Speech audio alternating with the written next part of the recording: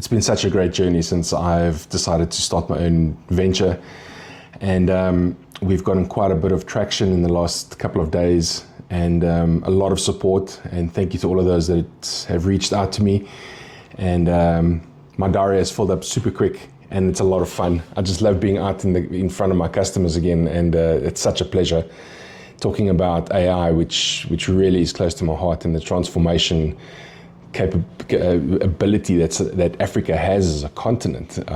We're sitting on such an amazing continent, and we have so much potential, and we just need to unlock that. So I love having conversations with leaders in the industry and visionaries, and really just breaking down those barriers. It's just been such a phenomenal journey, and I'm really looking forward to the next couple of weeks. And we got some big news coming in the next couple of, maybe in the next week or so. We've got some good news that will come your way. We have unlocked a mechanism that's proven to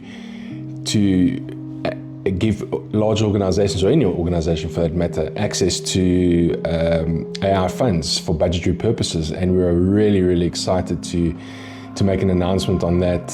And we believe that it will really, really impact the local industry. The last video I made, I spoke about our AI readiness assessments, and particularly the narrative behind certain assessments.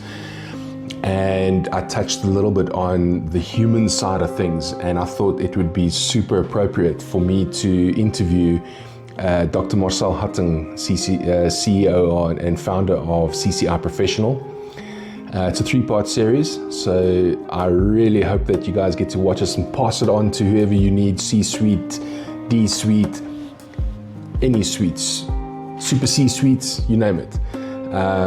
Let's get the message out there that the humans are the important parts around AI, and it's not here to take anyone's job. So enjoy this first video, and I'll catch you guys soon again.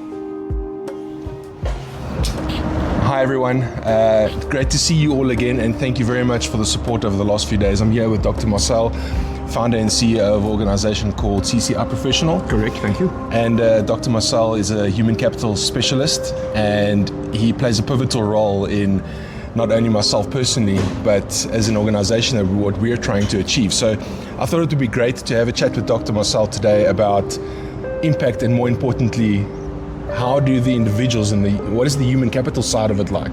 And more particularly, change management in organizations. So what is your take? Yeah, what is your take on AI and how organizations actually struggle to adapt the human side of it? Yeah. Chris, thank you for the time, and that we can just have a conversation about this, because I believe it is a critical conversation that we don't nearly have enough time from the people's side to dialogue and to debate and to see where the challenges are.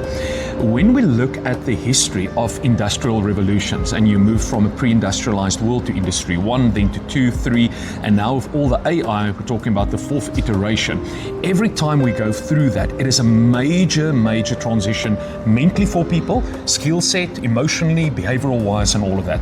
And that change does not happen automatically. And I think that's something that leadership lose sight of quite often. If you want to introduce AI into your company, there's an intentional strategy. There's sometimes a capital raise. There's expertise that's brought on board. In the same way how we look at the technology side, I encourage leaders to also look at the people side. Your people are not just spontaneously going to jump to new systems, new ways of thinking, new ways of doing, if we don't have a strategy and a process in place in order to transition towards this new iteration. Look, the bottom line is, when we talk neurology, change is seen as a threat by most people, because when the brain sees something unknown or unfamiliar, immediately there's little red lights going off that say, be cautious, this might be dangerous, because you don't know it. Now that's a function of what we call the mirror neurons in our head.